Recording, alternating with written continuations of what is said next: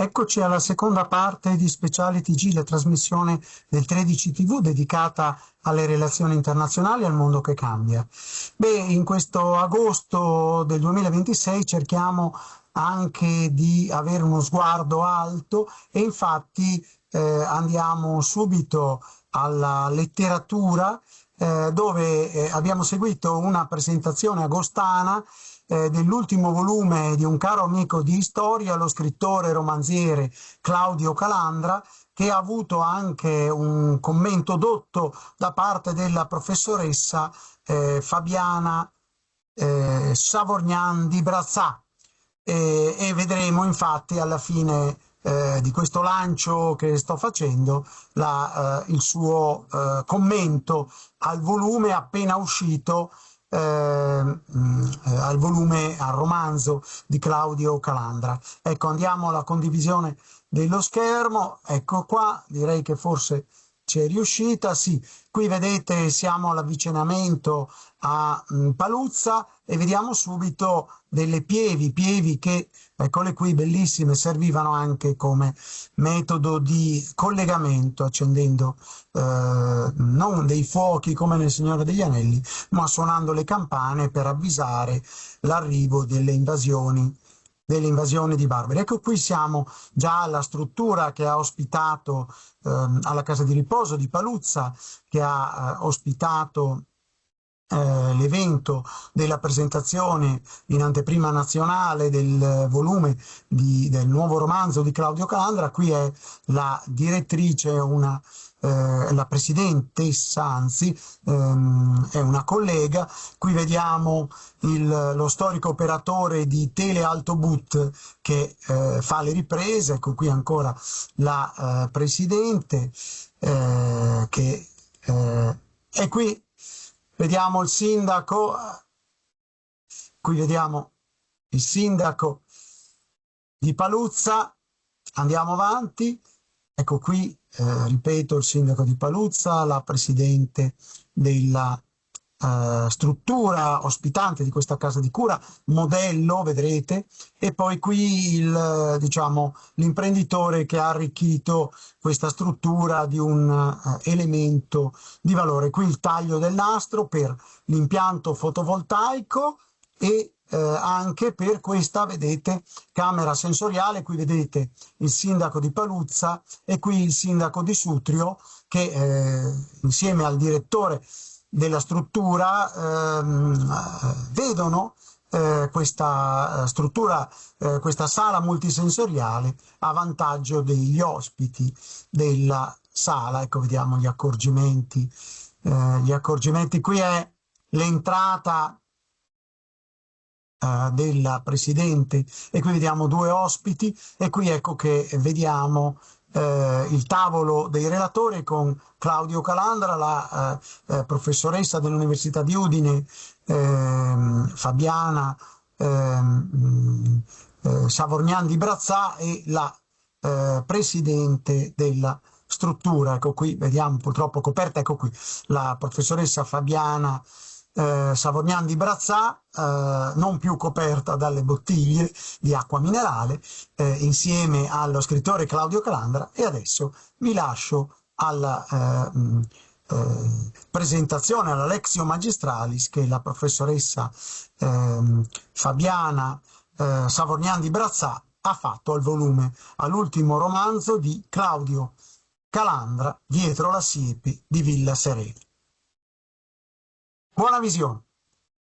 Molto bella secondo me, e già diciamo dal titolo viene quasi voglia di guardare che cosa c'è dietro questa siepe, giocato anche proprio dal titolo, qualcosa che non si vede, che è nascosto, ma il senso di questa siepe non è, diciamo, il senso leopardiano, no? Della siepe oltre la quale, diciamo così, spazia lo sguardo proiettato in avanti, no? Ma ciò che si nasconde, ciò che è nascosto al vista degli altri e che, diciamo così, ceda qualcosa.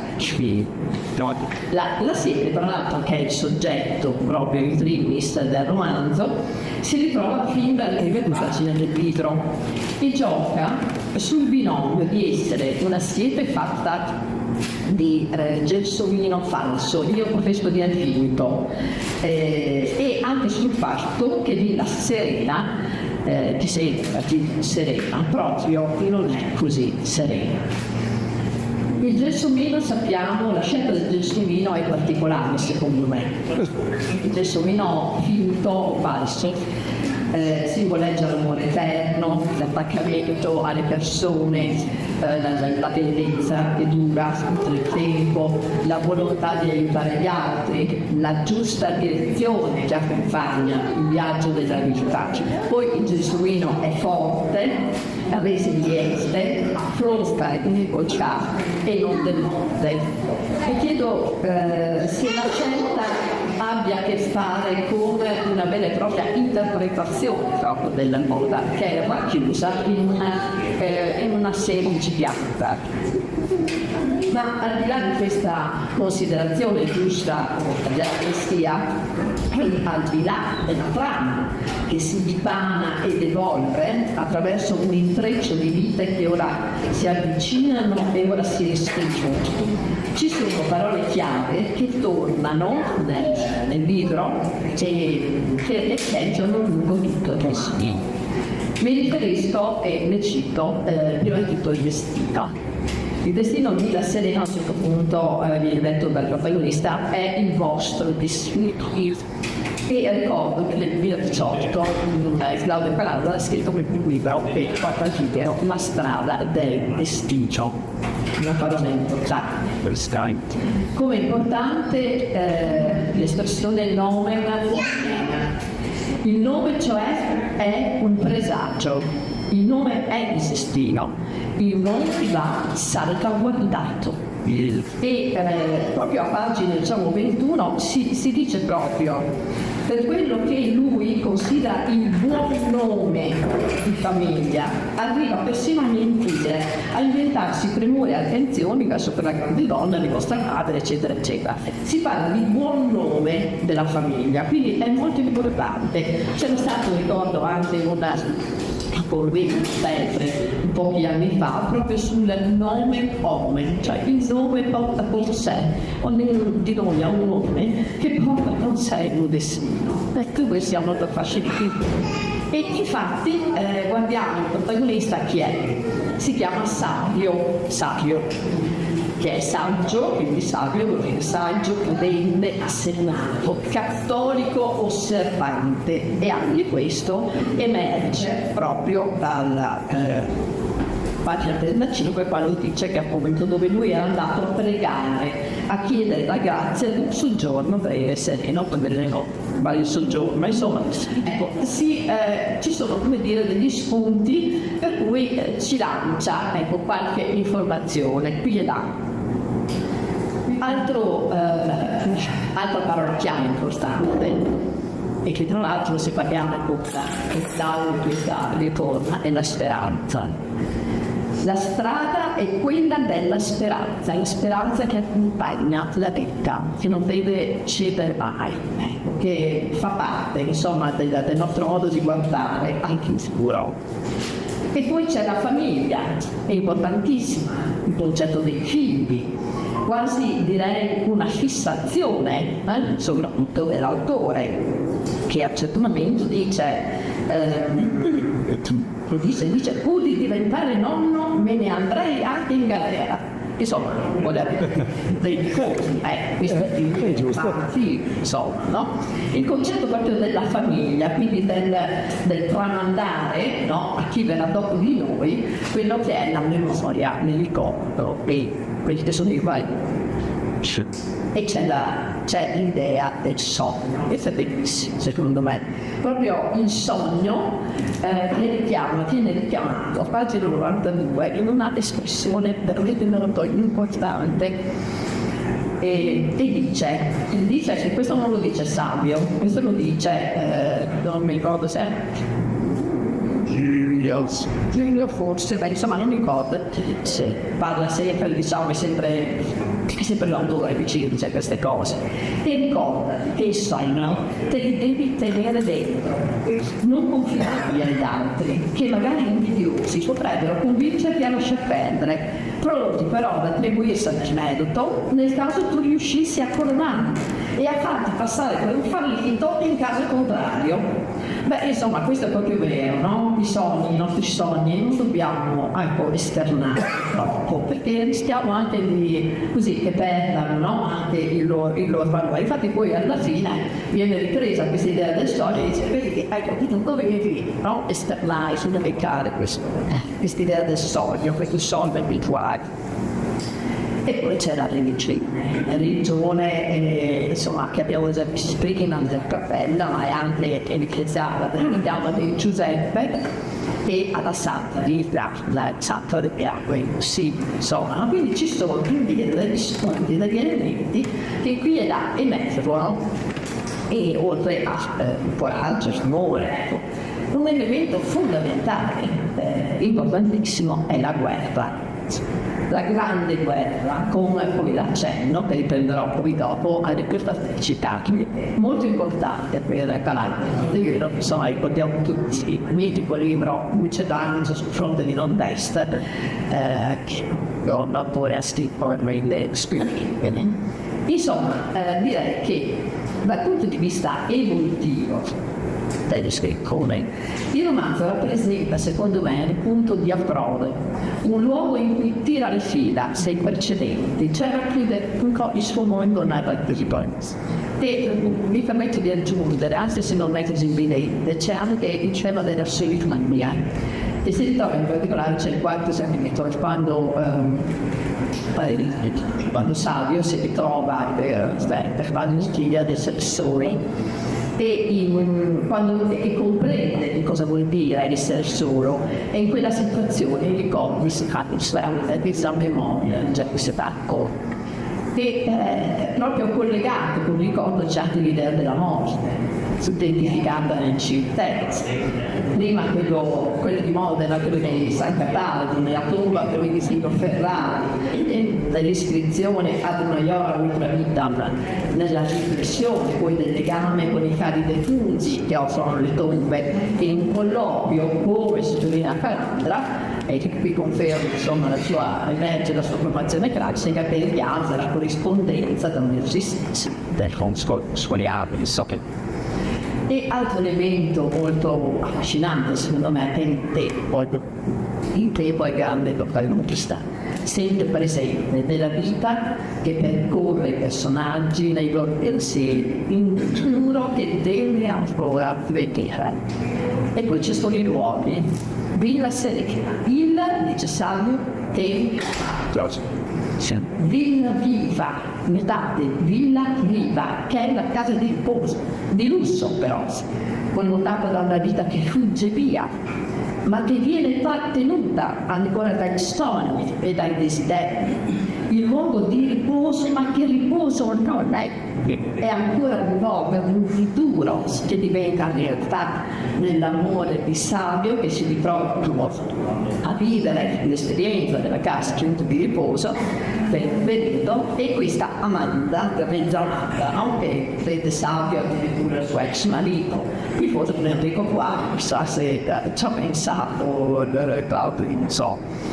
E nei figli di Savio, due figli che sono Emilia, così vicina al padre, attenta, sensibile, sempre presente, e Mirko, così indipendente, sganciato apparentemente dalla famiglia, e che hanno destini diversi, più reale quello di Livia, meno forse connotato quel diciamo il Convert de Famas, che sfugge a Villa Serena e anche a collocazioni direi certe.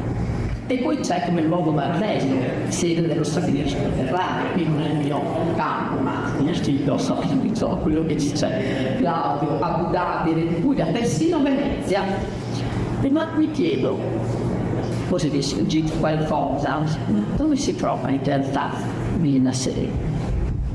Dove si trova quel disgraziato paese, come lo chiamano Clara, la moglie di Savio. Forse dicevo noi. E tutto il tema, ancora dicevo quello dei figli, che è un tema molto importante, identificato in un ragazzino tredicenne a Monaco, pieno di scavi secco, c'è un certo Elio Maria. Questo non appartiene alla famiglia, non appartiene alla famiglia, è figlio di una certa età, assistente sociosanitaria, che alla fine, come si converge in quella villa serena tanto amata da Savio e tanto richiedetta nella kitchen. Eppure lì, in quel luogo senza tempo, si riuniscono i destini e assieme si c'è cosa da vera tornerà ad essere impenetrabile con il suo falso esercizio. Fungerà ancora da schermo e da protezione quella essere morto. Troppo alta per Lidia, quella siepe che non permetteva la luce dentro casa, troppo buia, che prende le difese della morte di Savio, dove la vita palpitava anche giorni, anche se poi il motivo vero, insomma, l'autore se lo svela a un certo punto. E come i fantasmi di famiglia ci sono questi fantasmi.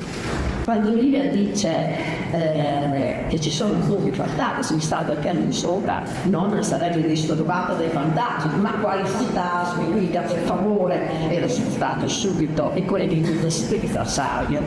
Ma quelli che arrivavano di notte in mansarda, papà, lo sai benissimo, i fantasmi di famiglia, i due fratelli di nonna Livia, morti nella grande guerra e sepolti, non si sa dove. Mi aveva paura nonna, mi tutti mia mamma, e se un giorno se ne è andato di qui, dandosi direttamente, e non è solo per quella sera, ma anche per i fantasmi, indica questo, i rinnegati, i dimenticati, le comodità e indecenza, la storia, che fantasmi, questi che celano il segreto, che sarà proprio Elio a chiedere che si faccia luce su quel mistero, sui quattro sorelle Francesco, sepolta le Giulia, e ancora torna il filosofo collegato alla grande guerra tra parole. Elio rappresenta questo ragazzino tredicenne che non appartiene ai ragazzi, rappresenta colui che guida, che promuove le ricette, colui dal quale è stata affidata la memoria della storia, che portano le ricette scrivendo Nizza e arriva a Serena. E forse si suggerimento appunto del figlio Cino, come ricordavo prima, forse un giorno lui stesso scriverà la storia di questi parenti per preservare il ricordo. Come le portatrici carniche, ancora torna questo tema caro a Calabria, sono delle giovani donne che hanno contribuito con la vita ad aiutare i nostri soldati impegnati nel trincee a combattere, e vengono citate proprio a un certo punto, verso la fine del libro, le portatrici carniche, giovani anziane donne d'Esalto Friuli che rifornivano ogni giorno di cibo, armi e munizioni i nostri soldati, raggiungendo nelle trincee scavate in cima alle montagne del confine con l'Austria, trasportando spesso anche a valle i feriti. Nominate cavalieri di Vittorio Veneto, vantano Maria Flossner Mentilda, madre di 4 figli, uccisa sul campo da un cecchino austriaco, la medaglia d'oro al valore militare unica concessa in Italia a Donna. E quindi poi un regino di Raffaele, questo un giorno ti porterò a Timau di Paluzza, così avrò il modo di visitare il centro della Grande Guerra e il sacrario dove con i caduti e sepoltanze l'eroica portatrice. E a proposito di donne, devo dire che l'occhio sempre attento sull'universo femminile di Calabria accoglie le cambialità, anche nel rispetto profondo che anche Mirko dimostra di avere. C'è Livia, che è devota, fedele, Amanda, pieta Marta, ma innamorata di Savio, la moglie di Savio, forte, coraggiosa, intraprendente, sicura nelle scelte della vita, determinata. Amina, una di una donna di casa, mi ha appena accennato, ma è una donna che accudisce Sario da casa, è una persona presente, discreta e sente la sua fisica. Iole, che anche se non è ben caratterizzata, in lei cogliamo una sicurezza, il carattere forte, ma insomma si tratta di donne comunque che hanno un carattere, che sono decise, ecco, nelle scelte che pronto. E poi costruire Osago Manchi nel senso dell'unità è un snellimento molto bello, proprio anche solo in quella trovata di far diventare addirittura savio azionista, di viva viva, garantendo così sotto gratuito ad Amanda. Quindi ci strappa un sorriso proprio, no? Ed è gli elementi ironici appunto ce ne sono nel libro. Questa vita viva è una casa di riposo, ma è viva, lei su ospite. E poi dei Sarri, un autore di segnati lungo il libro, lascia la scandaletta per la nuova, eccetera, eccetera. Sei poi quel due che è fornuto all'asilo. Se l'uomo propone e il destino rispone, intelligente ci pauca. Le regole non scusate, ma si sono solo raccontare e che sono dei punti di incertezza. Insomma, la fine è uscita. Si chiude, tutto si chiude a vita serena. Che finalmente il Wilder. Matrimoni garantiti, Savio, Manda, Tirco e Iole. E quella siete che va e che scherza. E che alla fine viene riconciliata a siglare un futuro che forse contiene ancora Daxley, con un finale e l'autore però ci lascia a me e io in più che ci sia la continuazione. Grazie.